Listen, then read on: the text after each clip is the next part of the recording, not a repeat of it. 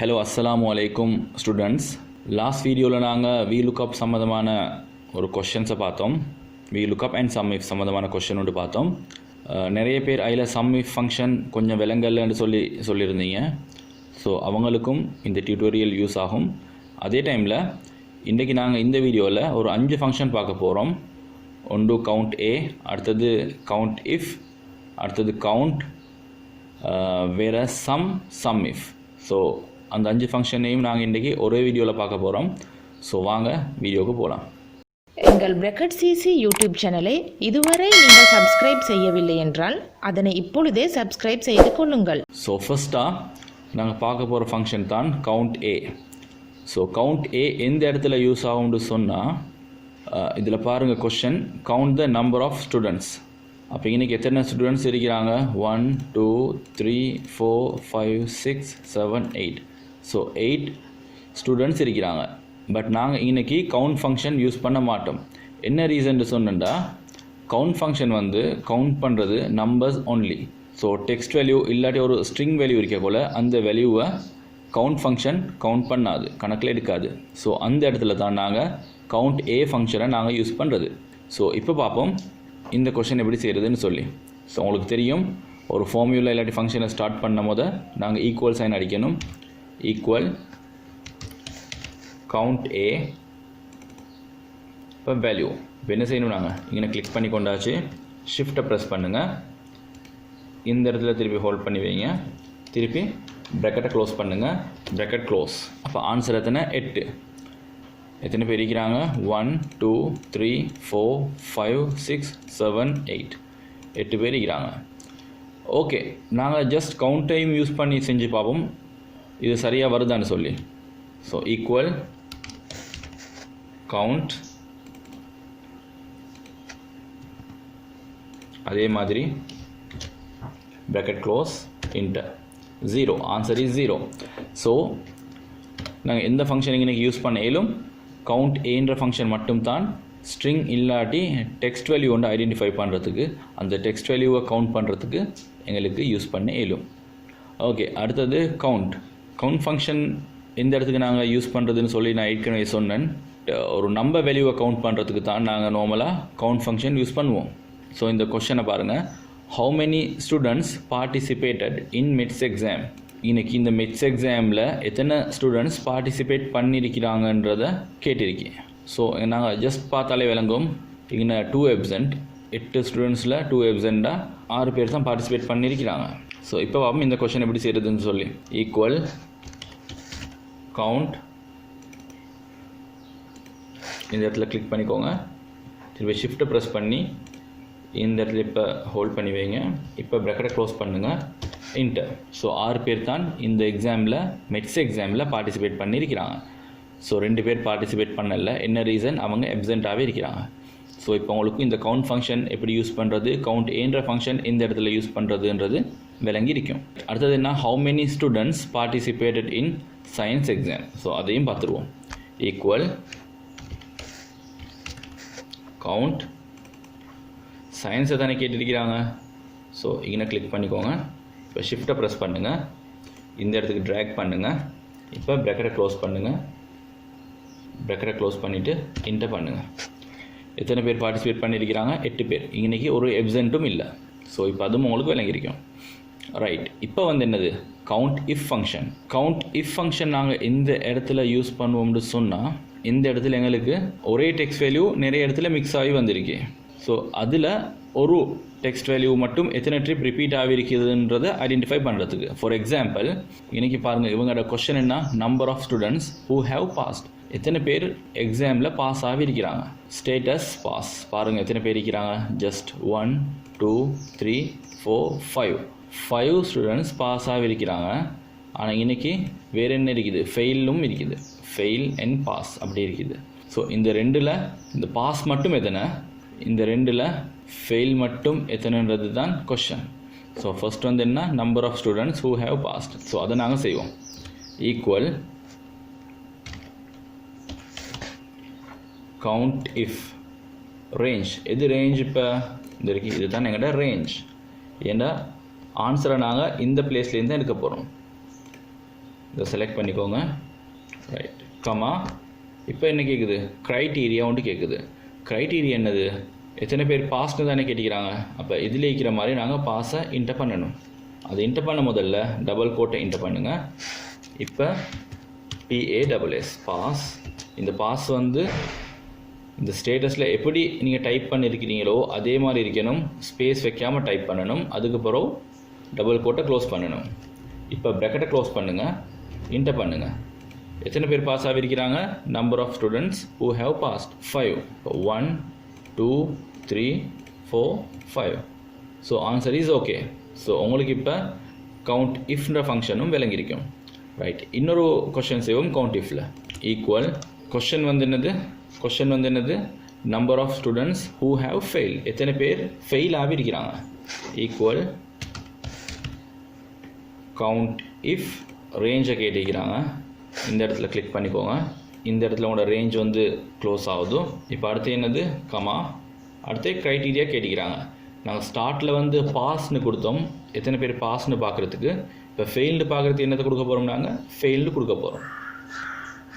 அதே மாதிரி டபுள் கோட்டில் FAIL double quote close and bracket close enter பண்ணுங்கள். எத்தனை பேர் ஃபெயில்? 3 பேர் ஃபெயில். பார்ப்போமா? 1 2 3. 3 பேர் ஃபெயில். ஸோ இப்போ உங்களுக்கு கவுண்ட் A, கவுண்ட் இஃப் இதை எப்படி யூஸ் பண்ணுறதுன்னு விளங்கியிருக்கும். பட் நாங்கள் இன்னொரு கொஷின் செய்வோம் கவுண்ட் இஃபில். இந்த கொஷின் மற்ற 2 கொஷினையும் விட கொஞ்சம் டிஃப்ரெண்ட். என்ன கேட்டிக்கிறாங்க? Number of students who have scored more than 75 in IT. அப்படின்னா ஐடி எக்ஸாமில் 75க்கு மேலே ஸ்கோர் பண்ணின ஸ்டூடெண்ட்ஸ் எத்தனை பேர்னு கேட்டிருக்கிறாங்க. நாங்கள் ஜஸ்ட் நார்மலாக பார்த்தாலே விளங்கும். 75க்கு மேலே 1 2 3 நம்பர் ஆஃப் ஸ்டூடெண்ட்ஸ் ஸ்கோர் பண்ணியிருக்கிறாங்க. ஸோ நாங்கள் இன்றைக்கி ஃபார்முலா தானே போட்டு செய்யணும். ஃபார்முலாவோ ஃபங்க்ஷன் போட்டு செய்யணும். அப்போ என்ன ஃபங்க்ஷன் யூஸ் பண்ணுறது? Count if. இப்போ பாருங்கள், க்ரைட்டீரியா கொஞ்சம் டிஃப்ரெண்ட். இதில் நாங்கள் க்ரைட்டீரியா ஃபஸ்ட் கொஸ்டினில் கொடுத்தோம். க்ரைட்டீரியா கவுண்ட் இஃபில் பாஸ், அதுக்கப்புறம் ஃபெயில் க்ரைட்டீரியா. இன்றைக்கி நாங்கள் கொடுக்கணும் வந்து மோர் தேன் கிரேட்டர் தேன். அந்த க்ரைட்டீரியா தான் கொடுக்கணும். ஸோ அதையும் பார்த்துருவோம். Equal count if range. திருப்பி உங்களோட ரேஞ்ச் என்னது? இப்போ ரேஞ்ச் வந்து ஐடி. இந்த ஐடியை தானே கேட்டிக்கிறாங்க. இன்றைக்கி ரேஞ்ச் ஸ்டார்ட், இன்றைக்கி ரேஞ்ச் எண்ட். இப்போ என்ன செய்யணும்? நீங்கள் கமா கொடுக்கணும். இப்போ க்ரைட்டீரியா கேட்டிக்கிறாங்க. க்ரைட்டீரியாவும் அதே மாதிரி தான் டபுள் கோட்டில் தான் டைப் பண்ணணும். நீங்கள் கிரேட்டர் தேன் 75 டபுள் கோட்டை எண்ட் பண்ணுங்கள். திருப்பி ப்ராக்கெட்டை க்ளோஸ் பண்ணுங்கள், இன்டர் பண்ணுங்கள். எத்தனை பேர்? 3 பேர் 75க்கு மேலே எடுத்திருக்கிறாங்க. இப்போ இதே டைமில் 70க்கு மேலே எடுத்தவங்க எத்தனை பேர்னு கேட்டால் நான் எப்படி கொடுக்குறேன்? 70க்கு மேலே எடுத்தேன்டா இப்போ நான் இன்றைக்கி 17 கொடுக்குறேனே. இன்டர் பண்ணிட்டேன். இப்போயும் எனக்கு எத்தனை காட்டுது? 3 காட்டுது. ஆனால் இன்றைக்கி 70 78 89 80 இன்றைக்கி 4 பேர் இருக்கிறாங்க. 70ஓடு சேர்த்து 70க்கு மேலே எடுத்தவங்க, 70க்கு மேலே எடுத்தவங்க. ஸோ அப்படி கொடுக்கக்குள்ள நாங்கள் இன்றைக்கி என்ன சைன் யூஸ் பண்ணணும்னு சொன்னால், இன்றைக்கி கிரேட்டர் தேன் ஓ ஈக்குவல் இந்த சைனை யூஸ் பண்ணினா தான் இந்த 70ம் சேர்ந்து கவுண்ட் ஆகும். இப்போ இன்டர் பண்ணுங்கள். இப்போ எத்தனை பேர் இருக்கிறாங்க? 4 பேர் இருக்கிறாங்க. வித் 70 4 பேர் இருக்கிறாங்க. இந்த கொஸ்டினை மட்டும் நான் மாற்றி கொடுறேன் 70ன்னு சொல்லி. சரியா? ஓகே, இப்போ உங்களுக்கு அது விளங்கியிருக்கும். ரைட், இப்போ அடுத்தது வந்து சம் அண்ட் சம் இஃப். இது தான் லாஸ்ட் டியூட்டோரியலில் கொஞ்சம் விளங்காத பாட்டுன்னு சொல்லியிருந்தீங்க. பட் இந்த டியூட்டோரியலில் உங்களுக்கு இன்ஷால்லா மிச்சம் தெளிவாக விளங்கும்னு நம்புகிறேன். ஃபர்ஸ்ட்டில் வந்து சம் இந்த இடத்துல யூஸ் பண்ணுறதுன்னு பார்ப்போம். சம் வந்து ஃபார் எக்ஸாம்பிள் வச்சுக்கோங்களே, நீங்கள் ஒரு பில் போடுறீங்க. பில் போடக்குள்ள ஒரு ஆள் ஒரு 10 ப்ராடக்ட் வாங்கிட்டார். இந்த 10 ப்ராடக்ட்டுக்கும் டிஃப்ரெண்ட் ப்ரைஸ் இருக்கும். ஸோ அந்த ப்ரைஸ் எல்லாத்தையும் நாங்கள் கூட்டி போட்டால் என்ன சொல்லுவோம்? அவரோட டோட்டல் ப்ரைஸ்னு சொல்லுவோம். அந்த டோட்டல் ப்ரைஸை கவுண்ட் பண்ணுறது, அந்த டோட்டல் சேல்ஸ் எவ்வளோன்னு பார்க்குறது தான் நாங்கள் சொல்லுவோம் சம்னு சொல்லி. சரியா? ஸோ இப்போ பாருங்கள், ஈக்குவல். இப்போ இங்கே என்ன கேட்டிங்கன்னா question total sales. Formula start பண்ணும் போது எங்களுக்கு தெரியும் நாங்கள் ஈக்குவல் சைன் போடுவோம். Equal sum function. சம் இப்போ என்ன கேட்டிங்கன்னா நம்பர் 1 நம்பர் 2 அப்படின்ட்டு. ஸோ இந்த இடத்துல கிளிக் பண்ணிக்கோங்க. இங்கேயும் தனி நாங்கள் போட போகிறோம். இந்த இடத்துலேருந்து இது வரை கிடைக்குமான டோட்டல் தான் எங்களுக்கு தேவை. ஷிஃப்ட்டை ப்ரெஸ் பண்ணிக்கொண்டு இந்த இடத்துல போயிட்டு ஸ்டாப் பண்ணுங்கள். இப்போ ப்ராக்கெட்டை க்ளோஸ் பண்ணுங்கள், என்டர் பண்ணுங்கள். 288 டோட்டல் சேல்ஸ் எவ்வளோ? 288 அப்படின்னா டோட்டல் சேல்ஸ் என்னதை மென்ஷன் பண்ணிக்கிறாங்க, எத்தனை ஆப்பிள்ஸ் விற்றிருக்குது, எத்தனை ஆரஞ்ச், எத்தனை மேங்கோ, எத்தனை கிரேப்ஸ், இது அவ்வளோத்தையும் சேர்த்து டோட்டல் தான் இது. ஸோ இவ்வளோ ஃப்ரூட்ஸ் வந்து விற்றிருக்குது. ஸோ அடுத்த கொஸ்டின் என்னது, இப்போ சம் இஃப். ஸோ சம் உங்களுக்கு ஜஸ்ட் சிம்பிளாகவே விளங்கியிருக்கும், ஏன்னா நாங்கள் ஃபஸ்ட் டியூட்டோரியல்லே பார்த்தோம் சம்மை பற்றி. ஸோ அடுத்தது வந்து சம் இஃப். ஸோ நாங்கள் இப்போ பார்ப்போம் சம் இஃப் எந்த பிளேஸில் யூஸ் பண்ணுறதுன்னு சொல்லி. நாங்கள் ஃபஸ்ட்டில் பார்த்தோம் சம் எப்படி எடுத்தோம், இந்த அவ்வளோத்துலேயும் total sold. So sum if எப்படின்னு சொன்னேன்டா, இப்போ பாருங்கள் total amount of orange sold. இந்த டோட்டலில் இந்த ஆரஞ்ச் மட்டும் எவ்வளோ, இந்த 288 ஃப்ரூட்ஸ் சோல்டாக இருக்கு. இந்த 288 ஃப்ரூட்ஸ்லேயும் இதில் எவ்வளோ ஆரஞ்ச் சோல்டாக இருக்குதுன்னு சொல்லி. ஸோ நாங்கள் ஜஸ்ட் பார்ப்போம். ஆரஞ்ச் இங்கனைக்கு 3, வேறு எங்கனைக்கு ஆரஞ்சஸ் இந்த இங்கனைக்கு இருக்கு, இங்கனைக்கு 23, வேறு இல்லை ஆரஞ்சஸ். ஸோ நாங்கள் இங்கே ஜஸ்ட் பார்த்தாலே 23 3 டோட்டல் 26 ஆரஞ்சஸ் தான் சோல்டாகவே இருக்குது. ஸோ சம் இஃபில் பார்ப்போம் நாங்கள் எப்படி செய்கிறதுன்னு சொல்லி. Equal sign sum if function. So sum if அடுத்து கேட்டிங்கன்னா ரேஞ்சுன்னு சொல்லி. எது ரேஞ்ச்? ஸோ இந்த இடத்துல இது தான் ரேஞ்ச். சம் இஃப்னு வரக்குள்ள 2 கொலம்ஸை நாங்கள் எக்ஸஸ் பண்ணுவோம். ஸோ இப்போ கமா, இப்போ க்ரைட்டீரியா என்னது க்ரைட்டீரியா கேட்டிக்குது. இப்போ நாங்கள் எதிர டோட்டலை பார்க்க போகிறோம், ஆரஞ்சஸோட டோட்டல் பார்க்க போகிறோம். இன்றைக்கி ஆரஞ்சுன்னு இருக்கு. ஸோ இங்கே இருக்கிற மாதிரியே நாங்கள் டைப் பண்ணுவோம், பட் டபுள் கோட்டு இருக்கும், ORANGE ஆரஞ்ச். இப்போ டபுள் கோட்டை க்ளோஸ் பண்ணுங்கள், கமா வேறு என்ன கேட்டிக்குது இன்றைக்கி சம் ரேஞ்ச், எதிலேருந்து இந்த சம்மை நான் காட்டணும்னு சொல்லி கேட்குது. ஸோ இன்றைக்கி தானே நாங்கள் சேல்ஸ் எடுத்து வச்சுக்கிறோம். ஸோ இந்த கொலமில் இங்கே கிளிக் பண்ணுங்கள், இந்த கொலத்தில் இங்கே கிளிக் பண்ணுங்கள், இங்கே என் பண்ணுங்கள். இப்போ ப்ராக்கெட்டை க்ளோஸ் பண்ணுங்கள், என்டர் பண்ணிங்கன்னு சொன்னால் 26. So answer is okay. Orange எவ்வளோ சோல்டாக இருக்குது, 26, 23 3 26. ஓகே, இந்த கொஷன் வேலைங்கள் இல்லாட்டி இன்னொரு கொஷனை பார்ப்போம். Total amount of apples sold. So அதே மாதிரி தான் ஈக்குவல் சம் இஃப் ரேஞ்ச். எது ரேஞ்ச், இங்கே இது தான் ரேஞ்ச், கமா க்ரைட்டீரியா எதிர டோட்டல் நாங்கள் பார்க்க போகிறோம், ஆப்பிள்ஸில் டோட்டல். ஸோ இன்றைக்கி ஆப்பிள்ஸ்னு இருக்கு, நான் இங்கே டைப் பண்ணுறேன் ஆப்பிள்ஸ், டபுள் கோட் இருக்கும், APPLES apples, double quote close, comma sum range. Sum range எது, இந்த சேல்ஸ் தான் சம் ரேஞ்ச். இங்கேருந்து இன்றைக்கி செலக்ட் பண்ணியாச்சு. இப்போ ப்ராக்கெட்டை க்ளோஸ் பண்ணுங்கள், என்டர் பண்ணுங்கள். டோட்டலாக எவ்வளோ சேல்டாகவைக்கு ஆப்பிள்ஸ் 48 பார்ப்போமா. இன்றைக்கி 10, இன்றைக்கி 4 14, இன்றைக்கி 34 48. Right, answer is 48. ஸோ வேறு இங்கனையோட முடிச்சு வேறு இன்றைக்கி ஆப்பிள்ஸ் இல்லை. ரைட், அடுத்தது வந்து total amount of mango sold equal sum if range. இது ரேஞ்ச், இது இருக்குது ரேஞ்ச், கமா அடுத்தது என்ன க்ரைட்டீரியா. க்ரைட்டீரியா என்னது, மேங்கோ, டபுள் கோட்டில் இதில் இருக்கிற மாதிரியே சிம்பிள் லெட்டர்ஸில் இருக்குது. ஸோ மேங்கோவும் சிம்பிள் லெட்டர்ஸில், டபுள் கோட் க்ளோஸ், கமா இப்போ sum range,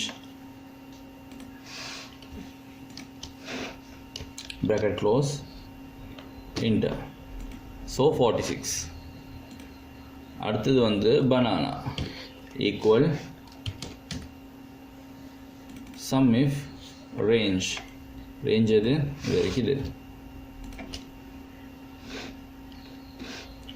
comma criteria. criteria என்னது, banana. banana இங்கே சிம்பிள் லெட்டர்ஸில் இருக்கு. ஸோ நானும் அதே மாதிரி சிம்பிள் லெட்டர்ஸில் டைப் பண்ணுறேன், BANANA banana, double quote close, comma sum range. இது sum range, இது வரைக்கும் sum range, enter 56. ஓகே, அடுத்தது வந்து total amount of grape salt equal sum if range. இது இருக்குது range, கமா இப்போ க்ரைட்டீரியா என்னது, கிரேப்ஸ். GRAPES சிம்பிள் லெட்டர்ஸில் இருக்குது. டபுள் கோட்டுக்கு டைப் பண்ணணும். GRAPES double quote close. அடுத்தது சம் ரேஞ்ச். இது சம் ரேஞ்ச், இது இருக்குது sum range. bracket close, enter. 112. So 112 grapes sold ஆகிருக்கு. banana 56, mango 46, apples 48, oranges 26. So இந்த 288 டோட்டல் ஃப்ரூட் சேல்ஸ்லையும் oranges 26, apples 48, mango 46, banana 56, grapes 112 சோல்டாக இருக்கு. ஸோ உங்களுக்கு இப்போ விளங்கியிருக்கும் இந்த சம்மிஃப் ஃபங்க்ஷன் எந்த பிளேஸில் யூஸ் பண்ணுறதுன்னு சொல்லி. இன்ஷா அல்லாஹ் இன்னொரு டுட்டோரியலில் மீண்டும் சந்திப்போம்.